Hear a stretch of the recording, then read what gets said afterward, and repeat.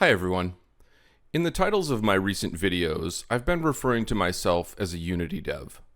While this was useful shorthand to indicate that my primary tool was Unity, I think it's appropriate to amend it slightly. I'm a game developer, and Unity is one of the tools that I've used to accomplish the goal of being a game developer. And as we've seen over the last week, it's not the only tool that you can use, and over-specializing can sometimes be a risk. We shouldn't put all of our eggs in one basket. When I started off developing games, I used AppleSoft Basic on my Apple II GS, along with 6502 assembly, and I've dabbled with a number of other tools since then. So, with that out of the way, I wanted to talk a little bit about this open letter to our community that Unity posted today. They start off with some contrition and mentioning that they should have spoken to more individuals before rolling out this new plan and making people feel like the rug was pulled out from under them. I would also note that consolidating your communications to customers is a good idea. Having random employees within a company use social media to disseminate information that may be contradictory or incomplete is not a way to inspire confidence in your customers. And so having a concise, singular point of contact and singular message, I think regardless of what your policy is a good idea. So whether this particular letter is that concise point of communication, we'll have to see. But let's get into some of the details. The first paragraph I wanted to talk about was this one. Our Unity Personal plan will remain free and there will be no runtime fee for games built on Unity Personal. We will be increasing the cap from $100,000 to $200,000, and we will remove the requirement to use the Made with Unity splash screen.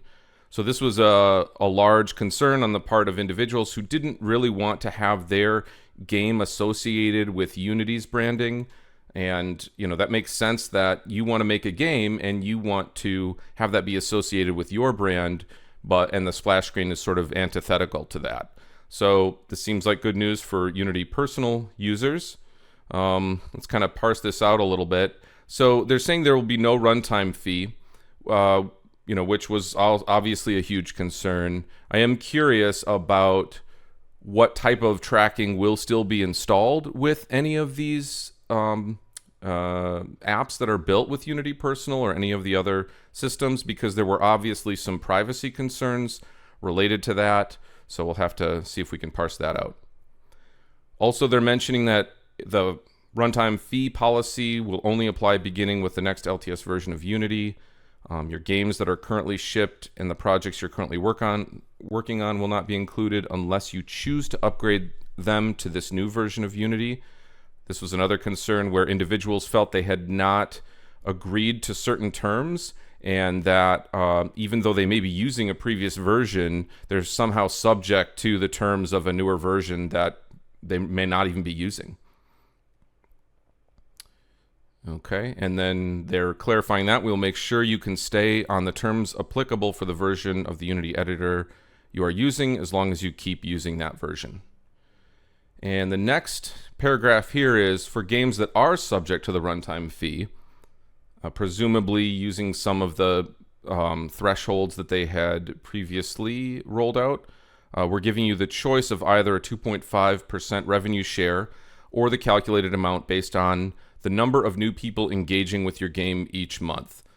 So revenue share was something that, even though it may be cheaper to not have a revenue share, it was more predictable. And so that was a lot of the feedback that individuals were giving to Unity.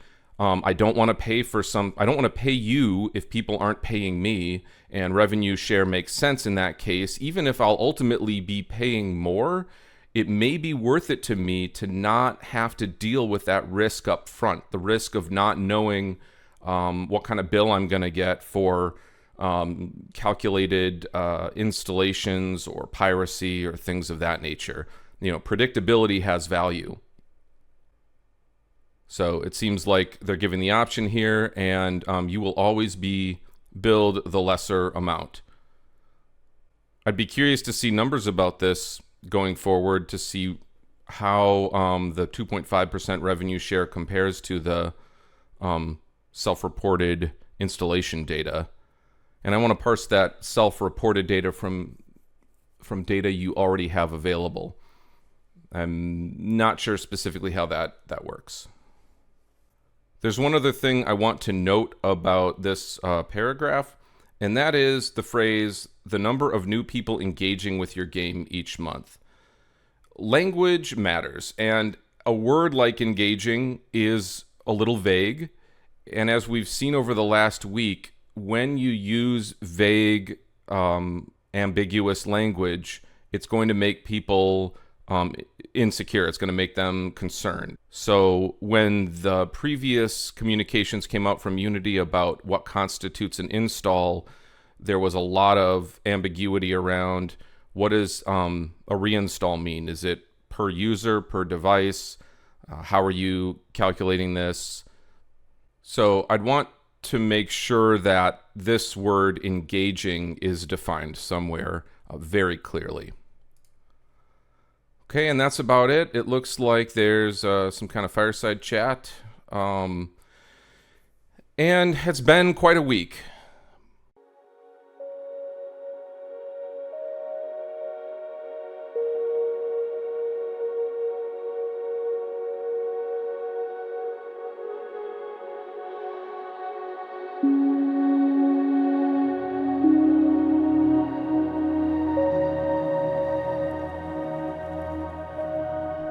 I think it's important to remember that regardless of the tools we use, we're building games for players, to excite them, to challenge them, to delight them, and surprise them. This is an art form, and it's good to stay in touch with that. Likewise, we're building engines for game developers, not as a means of inflating the perception of value in a publicly traded company. Also, as a quick note, regardless of the engine that you're using, I think there are some steps we can take now to mitigate the risk of changes like this in the future. If you're using Unity or Godot or some system that uses C#, consider making a class library, or a few of them if you haven't already, that contain your core game logic without any references to an engine. So, whatever you choose going forward, I wish you the best of luck in your projects. And I'm just happy to be part of this community and hopefully making cool games. I've enjoyed making some videos over the past week, and I intend to continue trying out some of the engines that people have been suggesting. I think it's a healthy process, and if nothing else, I'm glad that this news of this last week happened so that I was motivated to try other things and see what's working, what's not working, and branch out a little more. And thanks to you for helping me along that process. Take care, everyone, and have a great weekend.